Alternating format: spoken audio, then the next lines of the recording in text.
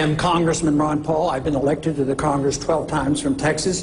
Before I went into the Congress, I delivered babies for a living and delivered 4,000 babies. Now I would like to be known and defend the title that I am the champion of liberty, and I defend the Constitution. Thank you.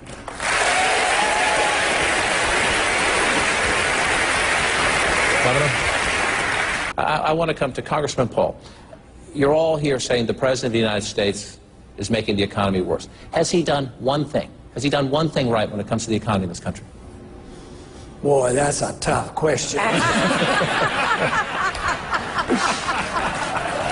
No, I can't think of anything, but may I answer the question that you alluded to before about whether or not 5% is too optimistic.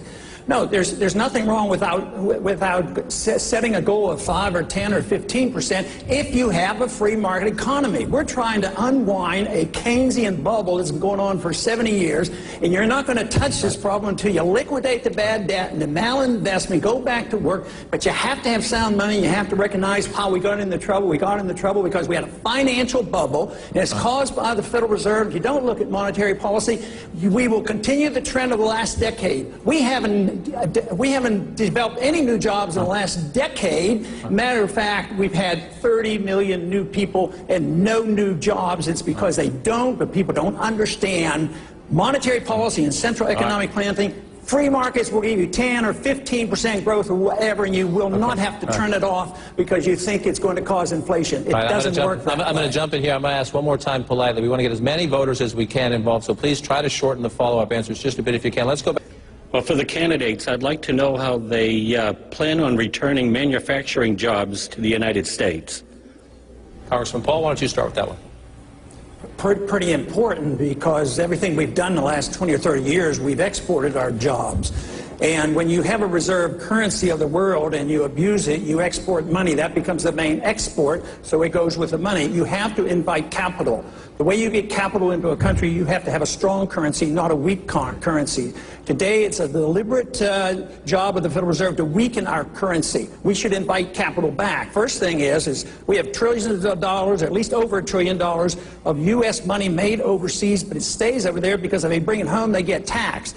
If you want to, we need to get the Fed to quit printing the money, and if you want capital, you have to entice those individuals to repatriate their money and take the taxes off us, set up a financial system, deregulate and de-tax, to invite people to go back to work again. But as long as we run a program of deliberately weakening our currency, our jobs will go overseas, and that is what's happened for a good many years, especially in the last decade. Governor Pawlenty, does the congressman have it right? The federal, Congressman Paul, this is for you. The federal government now assists many industries. Green jobs, the auto industry, research and development, all get subsidies. Given the current state of the economy, what standards do you have, if any, for government assistance to private enterprise? Well, there shouldn't be any government assistance to private enterprise. It's not morally correct. It's not legal. It's bad economics. It's not part of the Constitution.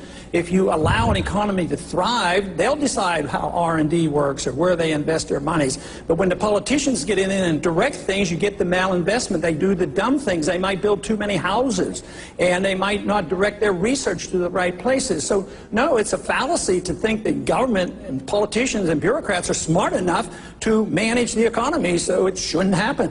All right, these are the Republicans, the conservative candidates. Conversation, as you do, don't make it just about foreclosures. This is an interesting topic of discussion, especially when money is scarce and you got to start cutting. It's a question of priorities. What should the government be doing? And maybe what should the government be doing in a better economy that it can't do now that has to go? So talk about foreclosures a bit, but then tell me something. If you were president and you were dealing with it in your first few weeks, you said, I might like to do this, but I can't afford to do this. Be as specific as you can. What goes? I would want to do much less, much sooner. The government shouldn't be involved. When you take the bankruptcies, we've been doing a whole lot. We've been propping them up. We've had the Federal Reserve buy all the illiquid assets which were worthless, stick it with the taxpayers. People who made the money when the bubble was being blown up, they're the ones who got bailed out.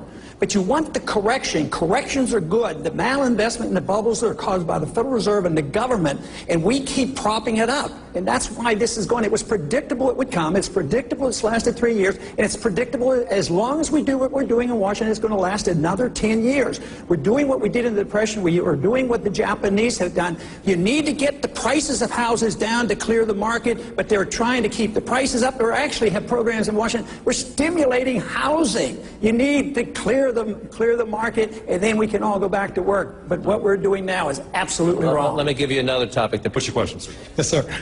As a member of the baby boomer generation, I've been contributing to Medicare through payroll taxes for over 30 years. How do you propose to keep Medicare financially solvent for the next 50 years and beyond?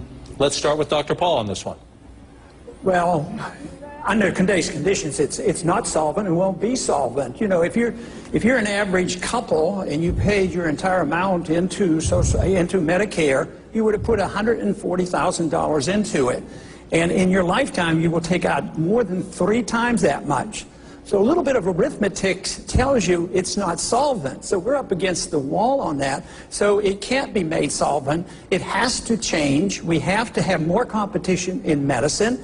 And I would think that if we don't want to cut any of the medical benefits for children or the elderly, because we have drawn so many in and got them so dependent on the government, if you want to work a transition, you have to cut a lot of money. And that's why I argue the case that this money ought to be cut out of foreign welfare and foreign militarism and corporate welfare and the military-industrial complex. Then we might have enough money to tide people over. But some revamping has to occur. What we need is competition. We need to get a chance for the people to opt out of the system. Just to talk about opting out of Obamacare, why can't we opt out of the whole system and take care of ourselves? All right, let's continue the conversation. Governor Pawlenty? Congressman Paul says opt out. That's what makes America work. Congressman Paul, does faith have a role in these public issues, the public square, or is it a personal issue at your home and in your church? I think faith has something to do with the character of the people who represent us. And law should have a moral fiber to it, and our leaders should. We shouldn't expect us to try to change morality. You can't teach people how to be moral. But the Constitution addresses this by saying, literally it says no theocracy, but it doesn't talk about church and state. The most important thing is the First Amendment. The Congress shall write no laws, which means Congress should never prohibit the expression of your Christian faith in a public place. Okay, great. Let's get down. Josh McCullough, let's continue the conversation. Thank you. Good job. On that point, to voters out there for whom this is an important issue, let's try to quickly go through it. Let me start at this end. We'll just go right through. I'll describe it this way. Are you a George W. Bush Republican, meaning a constitutional amendment to ban same-sex marriage, or a Dick Cheney Republican, who, like I believe the Congresswoman just said, says this should be made, this decision, same-sex marriage, should be a state's decision? The federal government shouldn't be involved. I wouldn't support an amendment, but let me suggest one of the ways to solve this ongoing debate about marriage, look up the dictionary. We know what marriage is all about, but then get the government out of it. Why doesn't it go to the church, and why doesn't it go to the individuals? I think government should give us a license to get married. It should be in the church. Governor Romney, constitutional amendment or a state decision? All right, let me ask you another question. The Obama administration is in the process, and Leon Panetta, as the new defense secretary, will implement essentially the repeal of Don't Ask, Don't Tell. So gays will be allowed to serve openly in the military. I want to ask each of you, and again, if we can be quickly, because then we want to get to the voters' questions. If you become president of the United States, now gays are allowed to serve openly in the military.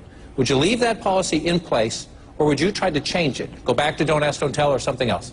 I would not work to overthrow it, but we have to remember rights don't come in groups. We shouldn't have gay rights. Rights come as individuals. If we wouldn't have this major debate going on, it would be behavior that would count, not the person who belongs to which group. Leave it in place? What you inherit from the Obama administration, or overturn it? And so, Dr. Paul, to you on this one, the question comes up, though, once they're in the country illegally, you have compassion sometimes bumps up against enforcing the law and state budget crises. A 5-year-old child of an illegal immigrant walks into an emergency room. Does the child get care? Well, first off, we shouldn't have the mandates. We bankrupted the hospitals and the schools in Texas and other states. We shouldn't give them easy citizenship. We should think about protecting our borders rather than the borders between Iraq and Afghanistan. That doesn't make any sense to me. But on coming in, You know, there was a time when we didn't depend on government for everything. There was a time when the Catholic Church actually looked at them. Should they get care? Should taxpayers have to pay for that care? No, they should not be forced to, but we shouldn't be penalizing the Catholic Church because they're trying to fulfill a role, and some of the anti-immigrants want to come down hard on the Catholic Church, and that is wrong. If we believed in our free society, matter of fact, this whole immigration problem is related to the economy. People aren't coming over as much now because it's weak. When we had a healthy economy, some of our people did work and people flowed over here getting jobs. So there is an economic issue here as well. But no, if you have an understanding and you want to believe in freedom, freedom has solved these kind of problems before. You don't have to say, oh, you're not going to have care, there won't be any care, and everybody's going to starve to death and die on the streets without medical care. That's the implication of the question. That's just not true, and you shouldn't accept it. Mr. Kane, another issue that's... Here in New Hampshire, there is a popular bill that is being considered by our state legislature that would restrict the state's power to seize private land to build a power plant or a transmission facility. Should governments at any level be able to use eminent domain for major projects that will reduce America's dependence on foreign oil? No, we shouldn't have that power given to the government where they can take private land and transfer it to a private industry. The eminent domain laws are going to vary in different states, but we have the national eminent domain laws. It was never meant to take it from some people, private owners, and then take it and give it to a corporation because it's going to help that local locality. And this goes back to the basic understanding of property rights. Property in a free society should be owned by the people, and it shouldn't be regulated to death by the governments, whether it's Washington, D.C. or local governments. Right now, we really don't own our land. We just pay rent on our land, and we listen to all these regulations. So I would say the courts should get out of the way, too. They should not have this right to take land from individuals to provide privileges for another group. Governor Romney, you're a property owner in New Hampshire. Osama bin Laden is dead. We've been in Afghanistan for 10 years. Isn't it time to bring our combat troops home from Afghanistan? Let me continue, and that is, I think we've learned some important lessons in our experience in Afghanistan. I want those troops to come home based upon not politics, not based upon economics, but instead based upon the conditions on the ground determined by the generals. But I also think we've learned that our troops shouldn't go off and try and fight a war of independence for another nation. Only the Afghanis can win Afghanistan's independence from the Taliban. Thank you. Congressman Paul, do you agree with that position? Not quite. You know, I served 5 years in the military. I've had a little experience. I've spent a little bit of time over in the Pakistan, Afghanistan area, as well as in Iran. But I wouldn't wait for my generals. I'm the commander-in-chief. I make the decisions. I tell the generals what to do, and I'd bring them home as quickly as possible, and I'd get them out of Iraq as well, and I wouldn't start a war in Libya. I'd quit bombing Yemen, and I'd quit bombing Pakistan. I'd start taking care of people here at home because we could save hundreds of billions of dollars. Our national security is not enhanced by our presence over there. We have no purpose there. We should learn the lessons of history, and the longer we're there, the worse things are, and the more danger we're in as well, because our presence there is not making friends, let me tell you. Governor Plenty, a growing number of Republicans are more skeptical of these foreign involvements, but I want you to take what Congressman Paul just said. Congressman Paul, if you were the President of the United States and you could pick one, but just one of these gentlemen and the lady to join your administration, who would it be and why? Join the administration? Yes. Well, I would think everybody would qualify as... You only get to pick one. It's about choices. I have to pick one. Well, let me look them over. I would have to do a bit more quizzing. I would have to check. They haven't even told me how they feel about the Federal Reserve yet. They haven't told me about a non-intervention foreign policy. So I'll have to do some more quizzing. We're down to our last minute. People in New Hampshire love the future. Well, I've learned that with a group here that disagrees on some issues, we can talk about it and be civil to each other. Governor?